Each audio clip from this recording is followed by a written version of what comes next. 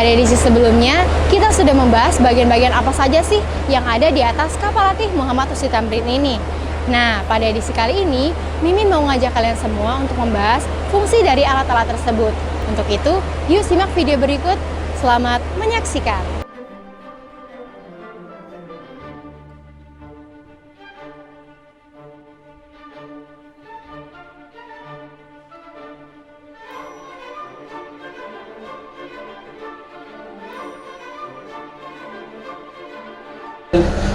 Perkenalkan, nama saya Isa Christian Besu. Di sini saya sebagai perwakilan Officer Deck dan di sini saya menjabat sebagai Mualim 3 kapal latih.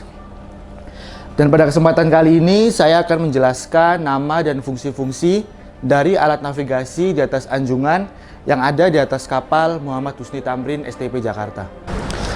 Di sini ada AIS, di mana AIS ini adalah singkatan dari Automatic Identification System, di mana alat navigasi ini berguna untuk mengetahui informasi kapal yang ada di sekitar kita yang memiliki AIS juga. Di sini AIS memiliki dua kelas, yaitu kelas A dan kelas B, di mana AIS ini berbeda karena kelas A ini lebih spesifik karena dia dapat menunjukkan destinasi selanjutnya, sedangkan AIS kelas B tidak dapat ditunjukkan.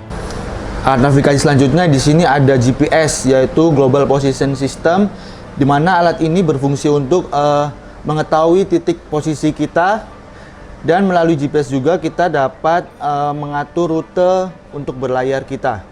Selanjutnya ada Navigation Light Panel, di mana panel ini digunakan untuk menyalakan lampu-lampu untuk berlayar ketika malam hari. Oke, alat navigasi selanjutnya adalah radar, di mana singkatan dari Radio Detecting and Ranging. Di sini radar ini jenis X-band, yaitu dia dengan frekuensi 10 GHz. Radar ini berguna untuk dapat mengetahui jarak kita dengan benda-benda di sekitar kapal ketika kita berlayar. Oke, di sini ada VHF radio, yaitu Very High Frequency, di mana alat ini digunakan untuk komunikasi dua arah antar kapal atau kapal dengan pelabuhan. Di sini ada alat tachometer, digunakan untuk mengetahui tekanan dan temperatur dari mesin induk. Selanjutnya untuk pengemudian kapal kita memakai 3 sistem, yaitu yang pertama NFU. Di sini kita menggunakan joystick, dan yang kedua autopilot, dan yang ketiga emergency. Dan di sini ada PS system, di mana alat ini digunakan untuk memberikan informasi atau pengumuman kepada seluruh kru atau penumpang kapal. Dan di sini selanjutnya ada anemometer, di mana alat ini berguna untuk kita dapat mengetahui informasi tentang angin, yaitu speed angin dan arah angin. Selanjutnya ada echo sounder, di mana alat ini untuk menunjukkan informasi tentang kedalaman air laut. Selanjutnya speed lock. Dengan speed lock ini kita dapat mengetahui kecepatan kapal yang sedang kita taju. Selanjutnya di kapal Muhammad Tamrin ini menggunakan dua jenis kompas. Yang pertama gyro kompas dan kompas magnetik, di mana kedua kompas ini berguna untuk menunjukkan arah kapal. Dan ini ada searchlight, yaitu lampu sorot yang digunakan untuk sebagai penerang. Dan ini ada PA elektronik yang berguna untuk memberikan informasi atau pengumuman kepada kru atau penumpang kapal, di mana di sini juga difasilitasi alat untuk horn. Dan sebelahnya ada intercom, di mana alat ini untuk menghubungi ruangan-ruangan yang ada di kapal. Dan yang ini ada radar jenis S-band. Bedanya dengan radar yang tadi, di sini kekuatannya 3 Hz. Selanjutnya ini adalah telegraf, di mana alat ini berguna untuk mengantarkan pesan dari kamar mesin kepada anjungan. Selanjutnya di sini ada Aldis lamp atau lampu sorot, di mana alat ini berguna untuk memberikan informasi tentang keberadaan kapal kita terhadap kapal nelayan atau kapal lain di sekitar kita. Selanjutnya ada APAR jenis CO2, di mana CO2 ini termasuk dalam kelas C. Apar ini digunakan ketika kebakaran terhadap media listrik. Ini ada emergency fire alarm, di mana alat ini sebagai tanda yang dapat kita bunyikan ketika terjadi kebakaran di atas kapal.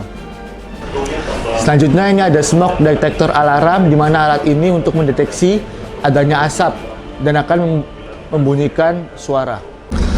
Selanjutnya ini ada EPIRB dengan kepanjangan Emergency Position Indicating Radio Beacon, di mana EPIRB ini memiliki fungsi sebagai satelit peringatan lokasi kejadian atau identifikasi kapal yang sedang mengalami musibah. Ini adalah alat SAR, kepanjangan dari Search and Rescue Radar Transponder, yang digunakan untuk alat bantu penolong ketika keadaan darurat. Dan ini biasanya kita bawa ke lifeboat. Dry chemical powder ya, untuk ukurannya 6 kilo. Jadi kita juga termasuk kebakaran yang bisa memadamkan kelas A, B, C. Oke, yang ini adalah alat bantu navigasi namanya binokular, digunakan untuk pengamatan visual.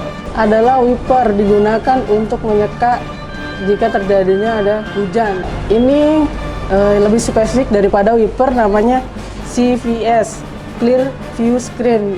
Apabila terjadi hujan lebat, dia akan berputar dan ini akan clear areanya. Jadi kita bisa melihat kapal-kapal yang melintas atau bahaya-bahaya yang ada di depan kapal ini. Dan ini adalah baterai emergency, di mana digunakan untuk keadaan emergency untuk menghidupkan alat-alat navigasi yang ada di sana. Oke, di sini kita berada di meja peta. Meja peta terdiri ada petanya, ini ada paralel rulernya, ada jaket semat, ada pensil, penghapus dengan pemberat peta. Oke, ini adalah semua perlengkapan GMDSS, Global Marine Distress Safety Signal.